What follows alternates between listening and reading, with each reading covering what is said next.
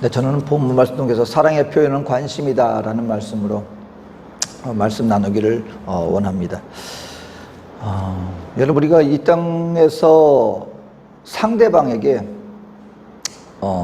여러분 많은 영향력을 끼칠 수가 있습니다. 우리는 그냥 나 혼자 살다가 나 혼자 그냥 모든 것을 혼자서 그냥 모든 것을 다 이루고 다 해나갈 수 있는 존재가 아니라 어쩔 수 없이 서로가 서로에게 영향을 끼치면서 살아갈 수밖에 없는 존재다라는 것을 우리는 알아야 합니다. 예를 들어서 어린아이가 있고요, 어린 자녀가 있습니다. 그 자녀가 잘 자라게 하기 위해서는 어떻게 하면 그 아이가 잘 건강하게 자라게 할 수 있겠습니까? 어떤 분들은 그냥 좋은 환경을 제공해 주면 되겠죠. 좋은 음식을 주고 좋은 환경에서 그냥 그렇게 공급해 주면 그 아이가 잘 자라지 않겠습니까?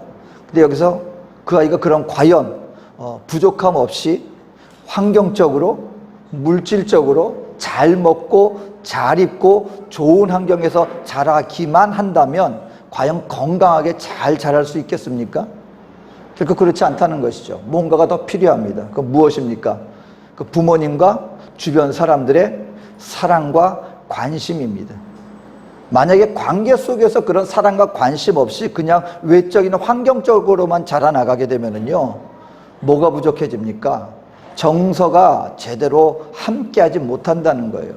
그래서 아무리 좋은 환경 가운데 있을 때라도요, 우리가 볼 때는 저 정도 환경에서 있으면 저 사람은 부족함이 없겠네, 부모님에 대해서 불평이 없겠네. 근데요, 그럼에도 불구하고 나중에 커서 하는 얘기가 뭔지 아십니까? 자기는 뭔가가 부족하다는 거예요. 자기 마음 중심 속에서 왜냐하면 마땅히 함께 있어야 할 부모님의 사랑과 관심의 시간이 없었다는 거예요. 부모님들이 그냥 물론 자식을 잘 기르겠다고 열심히 밖에 나가서 일하는 동안 함께하는 시간들이 없었다는 것입니다. 그러다 보니까 그 마음에 공허함이 있게 되어지고 결국 사랑과 관심을 받지 못하고 외적인 환경적으로만 자라나가게 되면은 결국 정상적으로 온전한 한 인격체로서 성장해 나가지 못하는 것을 보게 되는 경우가 많다는 것입니다. 여러분, 우리가 실험적으로도 그거 있잖아요. 많은 사람들이 식물을 키우는데 실험을 해봤다는 것입니다. 정말로 똑같은 두 식물이 있는데 화분에 물을 주면서 한쪽에는 온갖 안 좋은 얘기를 해나면서 불평하면서 물을 주었고, 그 식물인데도 불구하고 한쪽에는 아주 사랑하는 마음 그리고 아주 좋은 말을 하면서 물을 주었더랍니다. 희한하게 똑같은 물을 주었는데 똑같은 환경이 있었는데 부정적인 영향을, 부정적인 마음을 가지고 대한 식물은 그냥 별로 이렇게 건강하게 못 자라는데 관심을 가지고 사랑을 가지고 좋은 말을 하면서 이렇게 물을 주었던 그 식물은 아주 건강하게 자라더라는 것입니다. 여러분, 이것이 분명히 얘기하는 것은 우리는 모두에게 어쩔 수 없이 영향을 주고 받으면서 우리는 살아나가는 존재들이다. 그래서 한 단체가 실험을 했어요. 한 학교에서, 대학교에서 수강생들하고 몰카를 하는 겁니다. 몰래카메라를. 교수 선생님이 딱 들어오는데 학생들하고 미리 짠 거예요. 한 어느 정도는 선생님이 강의하는 동안에 아주 무관심하게 행동을 하다가 어느 정도 시간이 지나면 그 선생님 강의하는데 아주 집중하여서 같이 거기에 호응하고 반응하면서 이렇게 하는, 그러니까 미리 학생들하고 짠 거죠. 그 선생님만 모르고. 그 선생님이 처음엔 들어와가지고 열정적으로 가르칩니다. 근데 학생들이 딴짓하는 거예요. 관심도 갖지 않고 혼자 핸드폰을 보고 혼자 그냥 딴짓하면서, 그러니까 선생님이 처음엔 학생들에게 집중하여 가르치려고 노력을 하다가 조금 지나니까 관심이 없거든요. 그러니까 기계적으로 변하더라는 거예요. 그냥 강의문 읽고 준비한 대로. 근데 조금 있다가 학생들이 태도를 바꾼 거예요. 선생님이 하는 거에 대해서 경청하게 듣고 거기에 호응도 하고 아주 집중하여서 보는 이런 태도를 하니까 선생님이 태도가 바뀌어지더라는 거예요. 그러니까 사랑과 관심. 여러분, 그래서 사랑의 최고의 그 모습은 무엇이냐? 표현은 무엇이냐? 관심을 가져주는 것이라는 것입니다. 오늘 하나님께서도요, 우리 인생들을 향하여서 성경은 분명히 말해줍니다. 하나님께서 우리 인생들에게 얼마나 사랑을 갖고 우리에게 나타나 주셨는가? 그거를 구약의 신명 민수기 6장 24, 26절에 이렇게 표현해 주고 있습니다. 여호와는, 우리가 잘 아는 말씀입니다. 찬양에도 있죠. 여호와는 내게 복을 주시고 너를 지키시기를 원하며 여호와는 그의 얼굴을 내게 비추사 은혜 베푸시기를 원하며 여호와는 그 얼굴을 내게로 향하여 드사 평강 주시기를 원하노라. 여러분, 하나님께서 우리 인생을 사랑해 주시는데 그 사랑의 표현의 가장 그 큰 표현이 무엇이냐? 얼굴을 내게 비추사, 얼굴을 내게 드사. 그 뭐냐면요, 아주 그냥 우리에게 관심을 가지고 우리에게 다가와서 자신의 얼굴을 우리를 향하여 주신다는 거예요. 우리가 함께하는 사람에게 정말 나에게 관심 있고 정말 나에게 함께 친근하게 하고 이런 사람, 이렇게 되어질 때 뭐가 달라지는지 아십니까? 벌써 행동과 표정이 달라져요. 집중하게 되고 바라보는 눈빛 하나가 달라지게 됩니다. 여러분, 근데 오늘 하나님께서는 이와 같이 우리를 사랑하여 주실 뿐만 아니라 이와 같은 사랑을 받은 우리 인생들이 하나님께서 우리 믿는 믿음의 백성들의 가장 원하는 것 중에 하나가 뭐냐면 하나님을 사랑함과 더불어서 함께한 우리 인생들, 우리 이웃들을 또한 그와 같은 사랑으로 사랑하는 자가 되어지기를 원한다. 다시 말하면 우리 이웃들에게 관심을 갖고 사랑으로 함께하는 모습을 우리 하나님께서는 원하신다라는 것을 우리는 알아야 합니다. 그런 의미에서 여러분, 오늘 이 본문, 요한복음의 이 본문의 말씀은 우리 믿는 성도들에게요, 많은 것을 말해줄 뿐만 아니라 깨달아주는 그런 아주 중요한 사건 중에 하나라고 할 수가 있는 것입니다. 어떻게 하면 그럼 저와 여러분들이 하나님을 사랑함과 더불어 내 이웃을 향한 사랑과 관심으로 우리가 살아갈 수 있는 하나님의 백성이 될 수 있겠는가? 몇 가지로 살펴봅니다. 첫 번째로 우리가 내 이웃에 대해서 관심과 사랑으로 우리가 살아가기 위해서는요, 우리가 교리의 함정에서 벗어날 수 있어야 합니다. 교리의 함정에서. 오늘요, 이 벌어지는 사건의 모습이 사실은 이 성전 입구, 들어가는 입구 근처에 한 나면서부터 대단히 안타까운 인생을 타고난 한 사람에게서 벌어지는 사건입니다. 보니까 나면서부터 소경이었어요. 나면서부터 눈이 보이지 않습니다. 여러분, 오늘날 같은 경우에는 여러 가지 시스템적으로 여러 가지 장애인들을 위해서 그 사람들을 지켜주는 어느 정도 의무적인 정책이라는 것이 있습니다. 그래서 어떤 그 회사들마다 퍼센테이지를 줘가지고요, 이 정도는 장애인들을 직원으로 고용해야만 하는 그런 식으로 하면서까지 이렇게 사회적인 약자들을 지켜주는 그런 복지 시스템이라는 것이 있죠. 근데 예수님 당시엔 여러분, 복지 시스템이라는 게 존재하지 않는 사회였어요. 왜 그래서 고아와 과부들을 돌봐야 된다, 돌봐야 된다, 왜 성경에 보면, 말씀에 보면 굳이 나오느냐면 사회적인 시스템 안에서 고아와 과부들이 먹고 살 자리가 없는 거예요. 누군가의 도움이 없이는 그들 스스로가, 아니 일하면 되잖아. 그런데 그 사회 시스템 자체가 그들이 어떤 먹고 살 수 있는 자리가 없는 시스템이에요. 하물며 나면서부터 눈에 보이지 않아요. 이 사람들이 할 수 있는 것은 하나밖에 없습니다. 앉아서 구걸하는 거예요. 이 몸이 뭐 다른 일자리가 있는데 그냥 아무것도 하기 싫어서 그러고 있는 게 아니에요. 먹고 살 수 있는 유일한 방법이 사람들에게 동정을 구하는 그 길밖에 그때 사회는 존재하지 않았다는 것입니다. 그러니까 그래도 성전 가는 길에 사람들이 많이 오고 하나님을 예배하는 자들이 그래도 자비와 긍휼의 마음이 있지 않겠는가 해서 이 사람은 나면서부터 눈에 보이지 않게 어쩔 수 없이 거기서 평생을 남에게 한 푼 줍시오 하는 그런 구걸하는 인생을 살아갈 수밖에 없는 안타까운 처지가 될 수밖에 없었습니다. 그런데 이때 다른 사람들도 아니고 예수님의 제자들이 예수님께 질문하는 거예요.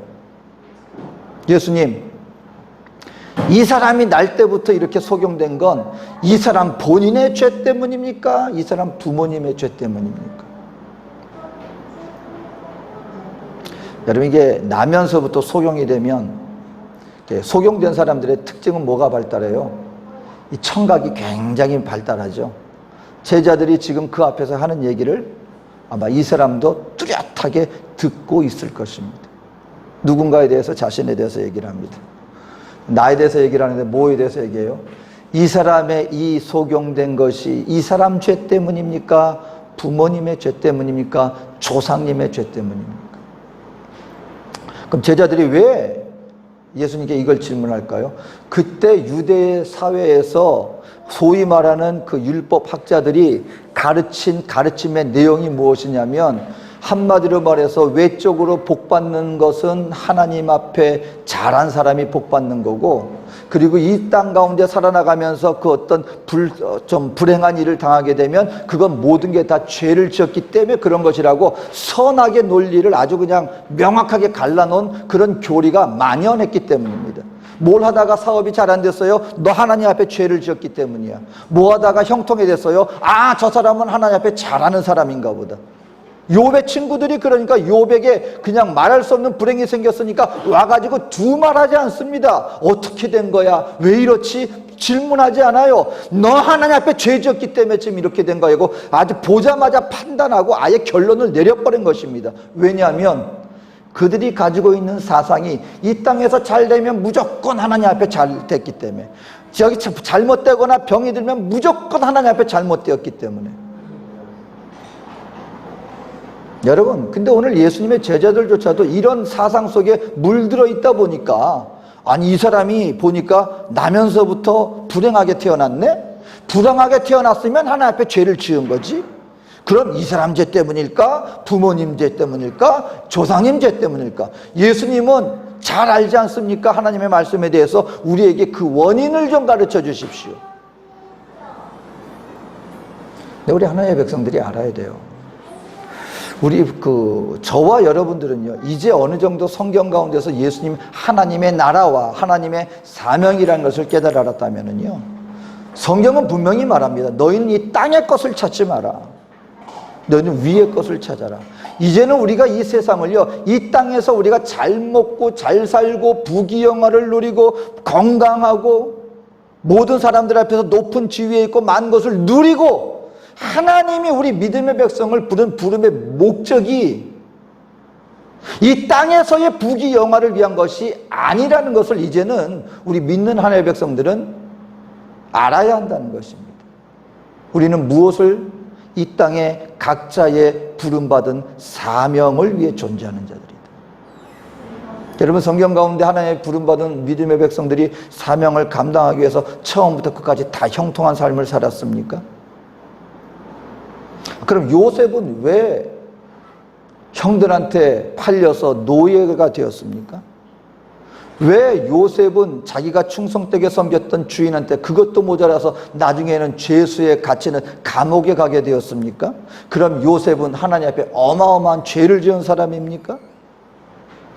이제는 우리 눈을 들어 봐야 된다는 것이죠. 하나님의 뜻을 이루는 과정 속에는 우리 이 땅 가운데 현재 우리의 시각으로는 이해할 수 없는 그 어떤 일들이 얼마든지 다가올 수 있다는 것을 이제는 우리는 알고, 그렇다 할지라도 그런 상황 속에서도 하나님이 모든 것 가운데 하나님의 뜻이 있음을 나는 믿사오니 주여 뜻대로 하시옵소서. 우리의 시각을 바라볼 필요가 있다는 것입니다. 왜 요셉이 그 정치인들이 갇히는 그 감옥에 갇혀야만 했습니까? 하나님의 뜻은 총리가 되어서 이 땅에 다가올 그 어마어마한 어려움을 극복하게 만드는 지도자로 세우기 위함이었습니다. 만약에 자기 부모님 야곱집에서 그냥 사랑받는 자녀로 있으면 여러분, 그 땅 가운데 그 어려운 시기를 극복해낼 수 있는 지도자의 자리에 설 수 있습니까? 안 돼요. 전혀 못합니다. 요셉이, 아무것도 모르는 요셉이 대애굽이라고 하는 나라의 그 모든 정치와 그런 모든 것을 어디에서 여러분 배울 수 있었겠습니까? 다른 데도 아니에요. 정치인들이 갇히는 감옥 안에서 요셉은 그들과 어울리면서 자연스럽게 그 안에서 하나님의 지도자로서의 면모를 왕궁에서 배운 것은 아니지만, 학원에서, 정치인 학원에서 배운 것은 아니지만, 외적으로 볼 때는 암흑으로 보였지만 하나님 뜻 가운데 정치인들 사이에서 자연스럽게 그들 가운데 함께하는 그런 모습들을 보면서 이미 그 자질을 주님께서는 키우셨다는 것입니다. 인간적으로 눈으로 볼 때는요, 매일 눈물을 흘리면서 보낼 수 있었겠죠. 근데 요셉은 그렇게 하지 않았어요. 그 상황 속에서도 아버지 하나님을 절대로 그들은 벗어나지 아니하였고, 매 순간마다 지금 이 순간 속에 하나님 앞에 충성을 다했더니 하나님이 그 환경을 통하여서 알지 못했던 자질을 갖춰 주었고, 나중에 총리가 되었을 때 전혀 당황하지 않고 그 모든 상황 속에서 하나님의 뜻을 이루어 나갈 수 있게 되었다는 것입니다. 이스라엘 백성들이 여러분, 하나님이 왜 광야의 인도에 갔습니까? 어려움이 있었죠. 죽음의 땅 가운데서. 하지만 거기에서 하나님의 백성으로서 훈련되어졌다는 것입니다. 그러니까 그때 당시에 율법자들은 이 세상적인 시각으로, 아, 이 사람 병들었네, 이 사람 하나님 앞에 죄를 지어서 그래, 아, 이 사람은 잘 되네, 하나님 앞에 잘해서 그래, 헌금 많이 해서 그래, 하나님 말씀에 순종 잘해서 그래. 오늘 그러다 보니까 지금 한 인생이 나면서부터 장님입니다. 자기 힘으로 할 수 있는 건 아무것도 없습니다. 그 암울하고 그 슬프고 그 비극적인 삶에 대해서 어떤 공감대도 형성하지 못해요. 그때 당시에 여러분, 이러한 또 교리를 가르친 이유는 있었습니다. 그럼 편하거든요, 종교 지도자들이. 왜요? 어려운 이웃들, 불행한 이웃들에 대해서, 그들에 대해서 굳이 손을 내밀거나, 그리고 그들과 함께 그들을 살리거나 세우려고 함께 동행하면서 희생하지 않아도 돼요. 왜요? 한마디로 이렇게 정의 내리면 됩니다. 아, 이 사람들은 하나님 앞에 죄 받아서 벌 받는 거니까 그냥 하나님 벌 받게 내버려 두면 돼. 우리가 하나님 앞에 잘 되고 우리만 하나님 앞에서 형통하면 돼. 전혀 신경 쓸 필요가 없죠. 얼마나 편합니까? 근데 문제는 예수님을 따라다녔던 예수님의 제자들조차 지금 한 사람의 그 상황 속에 있는 그 한 개인에 대한 관심은 전혀 갖고 있지 못합니다. 그리고 오히려 판단합니다. 그 사람이 그 말을 들을 때 어떤 마음이 들지, 그 인생에 대해서 사람들 앞에 그런 소리를 들었을 때 그 인생이 얼마나 절망스러울지에 대한 전혀 관심이 없어요. 무감각합니다. 그리고 판단합니다. 어떤 의미에서 판단할까요? 자기도 모르게 우리는 이 사람보다 나으니까 이렇게 정상적으로 살아갈 수 있는 거겠죠? 우리는 하나님 앞에 더 특별한 사람이기 때문에 이렇게 우리는 이런 인생이 아니라 예수님 따라다니면서 이렇게 하나님을 더 열심히 섬기는 삶을 살아갈 수 있는 거겠죠? 대리만족 느끼는 건 아닌가 모르겠습니다. 그러니까 여러분, 저와 여러분들이 우리 이웃들에 대해서 우리가 바라볼 때 우리의 시각의 변화가 필요합니다. 세상이 주는 시각으로 그들을 판단하는 마음이 아니라, 우리 주님께서 원하시는 것은 그런 교리적인 데 막혀서 내 이웃에 대해서 무감각한 자가 되는 것이 아니라, 오히려 반대로 주님은 그 사람이 어떤 있는 사람 가운데 그것을 교리적으로 판단하는 것이 아니라 그 사람은 인생 가운데 함께 함으로 말미암아 관심을 갖고 사랑으로 그들을 대하는 모습을 우리 하나님은 더 원하신다라고 하는 사실인 것입니다. 실질적으로 교회에서 여러분, 우리 교회가 성장해 나갈 때 많은 과정이 있었어요. 많은 분란이 있었습니다. 거기에 상처를 받고 교회를 떠나는 사람들도 생겼어요. 근데 여러분, 그 분란에 우리 대한민국에 한참 교회가 들어오고 기독교가 이제 막 성장해 나갈 때 실질적으로 분란을 일으켰던 첫 번째 원인 중에 하나가 뭔지 아십니까? 교회 의자 놓는 거, 그런 거였어요. 옛날에는 어떻게 앉았어요? 교회 바닥에 앉았잖아요. 근데 조금 이제 시간이 지나고 그러면서 사람들이 모이고 하니까, 바닥에 앉으니까 좀 힘이 드네요. 그러니까 뭘 들여오기를 원해요? 자, 앉아서 예배합시다. 서양에도 그러니까 의자를 들어오는데 그때 초창기에 교단 간에 교회 안에서 성도들 간에 어디 우리 지금까지 예배드리면서 무릎 꿇고 주님을 예배해야지. 그러니까 앉아서 그거 건방지게 말이야. 막 그렇게 예배드리면 그게 무슨 하나님 앞에 예의가 되겠습니까? 해가지고 실질적으로 대단히 많은 분쟁이 일어났고 그것 때문에 교회가 갈라지고 그랬어요. 특히 우리 요즘에도 교단 간에 세례 다른 부분이 있잖아요. 어느 교회에서는 그냥 뿌리는 거. 그리고 뭐 예를 들어서 뭐 우리 감리교라든가 뭐 침례교라든가 또 뭐 우리 그 순복음교회는 어떤 예배입니까? 우리는 침례잖아요. 물에 완전히 잠기는 거. 영아 세례식으로 물을 뿌려서 침례를 주는 게 맞다? 아니다. 예수님처럼 물에 완전히 들어가야 되는 게 낫다. 여러분, 그 교단에서 행하는 대로 하면 돼요. 이거 한다고 해서 이게 뭐 올바른 교단이고 이거 한다고 해서 이거 뭐 구원 못 받는 거고 그건 교단의 교리의 차이예요. 그걸 주장하려고 그것 때문에 상처받고 성도들이 떠나는데 알면서도 문제는 뭐냐면 그 분쟁을 안 그쳤었다는 거예요. 뭐가 그렇게 중요합니까? 뭐가 그렇게 대단한 것입니까? 한 영혼보다 중요한 게 없는데 그 교리를 주장하는 것으로 말미암아 영혼이 상처를 입고 있는데도 불구하고 거기에 대해서 무감각하게 반항하는 경우가 많다라는 것입니다. 오늘 예수님의 제자들도 그런 잘못을 범하고 있는 거예요. 바라기는 여러분, 교리를 뛰어넘어요. 중심이 무엇입니까? 여러분, 최고의 교리, 최고의 율법, 우리 예수님께서는 분명히 이렇게 말했습니다. 율법 중에 최고의 율법이 무엇인지 아느냐? 하나님을 사랑하고 네 이웃을 사랑하는 거예요.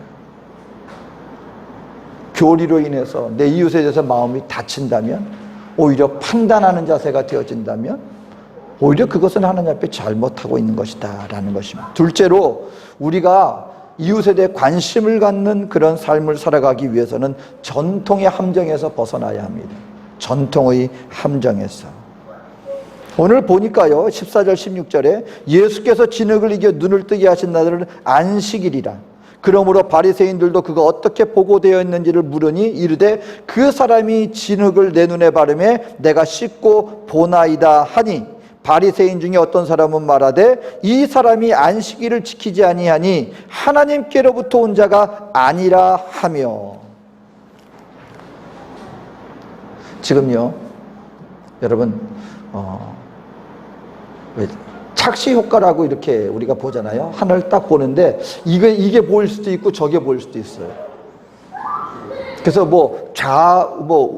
뇌도 좌뇌가 있고 우뇌가 있고 이게 다르답니다. 그러니까 이제 그걸 평가하는 것 중에 하나가 그림을 갖다 딱 보여준 다음에 당신 눈엔 뭐가 먼저 보입니까? 그 안에는 여러 형태가 있는데 섞여 있어요. 나는 이게 보입니다 하면 당신은 좌뇌입니다. 나는 이게 보입니다 하면 당신 우뇌입니다. 이게 보입니다. 근데 지금 여러분 두 가지 모습이 보이고 있는 거예요. 한쪽에는 안식일이라고 하는 날, 또 다른 한쪽에는 나면서부터 이 소경으로 태어나서 아주 불행한 인생을 살았던 사람이 눈을 뜨게 된 거예요. 정상적이라면 여러분 어떤 일이 벌어져야 정상입니까? 아니 이 어려운 사람이 절대 누구도 낫게 할 수 없는 나면서부터 이 소경됐던 사람이 눈을 뜨게 되어서 새 삶을 살게 되었습니다. 너무너무 좋은 일이 일어났네요. 하나님 감사합니다고 찬양합니다. 여러분 이것이 정상적이 되어야 할 것인데 소위 말하는 사람들에게 율법 선생님이요 말씀을 가르치고 말씀으로 사회적인 질서를 정하는 바리새인이라고 하는 그 존경받는 사람들이 그 사람들 눈에는 뭐가 보이고 있는지 아십니까? 사람이 안 보여요. 안식일이라고 하는 왜 안식일을 범했습니까? 율법에 갇혀서 그 안에 한 사람이 새 생명을 얻은 것에 대해서는 전혀 무감각하게 나오고 있는 것입니다. 이것이 여러분 알게 모르게요 우리 믿는 하나님의 백성들 뿐만 아니라 종교인이라고 하는 사람들이 범하기 쉬운 가장 큰 잘못 중에 하나입니다. 뭐냐면 나의 신앙적인 열심이 무엇이 목적인가를 상실해버리고 내 열심의 가침으로 말미암아 오히려 하나님께서 원하시는 것은 이것을 가장 기뻐하는 것인데 오히려 그 하나님의 마음을 오히려 아프게 하는 실수를, 율법의 열심이 주님의 기쁨을 주는 게 아니라 오히려 아버지의 마음을 아프게 하는 거예요. 어떤 경우가? 바로 이런 경우가 대표적인 겁니다. 왜 이렇게 합니까?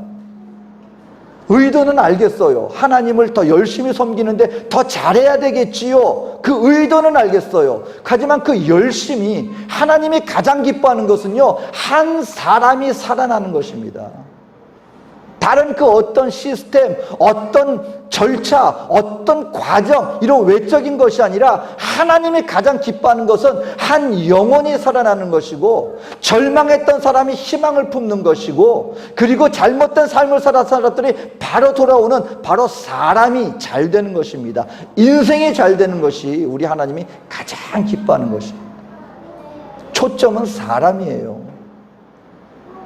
근데 우리는 내 신앙생활에 나가다 보면 소위 말하는 공동체라고 하는 어떤 절차라고 하는 아니면 어떤 가르침이라고 하는 그 문자의 묶임으로 말미암아 그것으로 말미암아 이웃을 살리는 게 아니라 오히려 이웃을 판단하고 오히려 죽이게 만드는, 자기도 모르게 자기 딴엔 선한 일을 한다고 생각하는데 하나님의 뜻과는 정반대로 가는 행동을, 길을 우리도 모르게, 자신도 모르게 갈 수 있다는 것입니다. 그래서 뭘 조심해야 된다고요?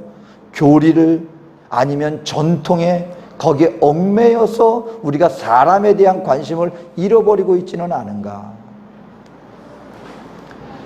여러분, 결론적으로 말씀드리기를 원합니다. 하나님이 가장 관심을 갖는 것은요, 사람입니다. 믿는 하나님의 백성들, 저와 여러분들도요, 다른 그 어떤 것보다도 사람에 관심을 가져야 돼요. 마지막 때 주님이 말합니다. 마지막 때가 되면 이렇게 된다 그랬어요. 뭐냐면 눈물을 흘려도 같이 눈물 흘리지 않고 피리를 부는데 같이 춤추는 자가 없구나. 이게 뭐냐면요, 극단적인 개인주의예요. 남이 지금 어떤 슬픈 일을 당했는지 전혀 몰라요. 상관없어요. 그리고 어떤 기쁜 일이 생겼어요. 근데 함께 기뻐하지 못해요. 무슨 피리를 불고 기뻐하는데 춤추지 않아요. 반응하지 않아요. 극단적인 개인주의적인 그런 삶. 나보기 좋은 대로 내 뜻대로 나만을 위해서 살아가는 그런 세상이 사라지게 되는데 그때가 언제다? 그때가 마지막 때다.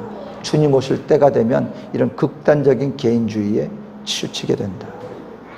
오늘날 보면은요, 정말 물론 아주 극단적인 뉴스거리겠죠. 제가 참 놀라운 뉴스를 많이 접합니다. 홍수가 났어요. 홍수가 났는데 아주 그냥 집체제가 떠나갈 정도의 홍수가 아니에요. 길이 좀 잠기는 정도예요. 그러니까 물살이 있죠. 한 노인이 쓰러졌습니다. 근데 결국 사망했어요. 근데 물이 막 차고 넘칠 정도의 물이 아니었어요. 넘어져서 그냥 일어나면 되는 거예요. 근데 그게 혼자서 길 가다가 넘어져서 그런 게 아니고 그냥 시내에서 주변에 사람들도 많았습니다. 그런데 아무도 안 일으켜줬어요. 노인이 쓰러져서 일으키면 되는 거예요. 그럼 사는 거예요. 아무도 안 일으켜줬어요. 중국에서 있었던 일입니다. 뉴스에 나왔던 요즘 세상이 이런 세상이라고. 근데 나중에 사람들을 갖다가 어떻게 주변에 사람들을 찾아서 물어봤어요. 왜 그랬습니까? 그랬더니 알고 보니까 그 전에 그런 비슷한 일이 있었대요. 어떤 노인이 쓰러져서 위험해가지고 쓰러졌더니 일 세워줘서 살려줬더니 오히려 그 자기를 살려준 사람을 고소를 해가지고 자기가 많이 다치고 했는데 그 사람을 고소를 해가지고 피해를 줬다는 거예요. 그게 또 뉴스에 나왔어요. 그러니까 실제 그런 일이 벌어졌는데 이 사람 또 일으켜줬다가 내가 또 그때 뉴스에 나왔던 다른 사람처럼 나 또 피해 입는 거 아니야? 해가지고 서로 모른 척 했다는 거예요. 사회가 어떻게 하다 보니 나를 구해준 사람도 오히려 해를 입히고 남이 지금 피해를 입고 있는데도 혹시 내가 피해가 될까 봐 그 사람에 대해서 모른 척 해나가고 과연 이것이 물론 한 부분의 모습이겠지만 우리 주변에서 보면 과연 지금 모두가 함께 더불어 살아가는 세상입니까? 아니면 극단적으로 나의 것만을 추구하는 이기적인 사회를 지금 우리가 살아나가고 있습니까? 우리 사회 분위기라는 것이. 여러분, 우리가 점점 우리가 주님께서 마지막 때가 될수록 우리 믿는 믿음의 백성들에게 말씀하고 있습니다. 우리의 삶의 자세가 이런 극단적인 이기주의 세태 가운데서 우리는 달라야 한다는 것입니다. 관심을 가지라는 것입니다. 무엇에 대해서요? 사회에 대해서, 정치에 대해서, 건강에 대해서 우리 얼마나 많은 관심을 갖고 있습니까? 하지만 정작 내 옆에 있는 내 이웃에 대해서 과연 나는 관심을 갖고 그 사람이 어떠한가? 여러분, 이렇게 우리가 마음의 눈을 열고 함께 관심을 갖고 이웃들에 대해서, 우리 성도들에 대해서 함께 더불어 나가는 이런 모습이 오늘날이야말로 얼마나 더 절실히 필요한 것인가를 말씀해주고 있는 것이 아닌가 싶습니다. 바라기는요, 하나님을 사랑하듯 내 이웃을 사랑하는 관심을 갖고 함께 더불어 우리가 살아나가는 그것을 실천하는 우리 저와 여러분 되어주시기를 주의 이름으로 축원드립니다. 기도하겠습니다. 사랑에 좋으신 아버지 하나님, 오늘도 우리 주님 앞에 나왔습니다. 예수님이 말씀하시는 율법의 가장 완성은 사랑이라, 또 사랑의 표현은 바로 관심이라고 오늘 말씀해 주셨습니다. 오늘 우리의 신앙의 열심이 우리 아버지의 마음과 합할 수 있는 마음을 따라 우리 하나님을 사랑하고 내 이웃을 품고 나가는 그런 믿음과 사랑으로 살아갈 수 있는 우리 모두가 되게 하여 주시옵소서. 감사드리며 예수님의 이름으로 기도드립니다. 아멘.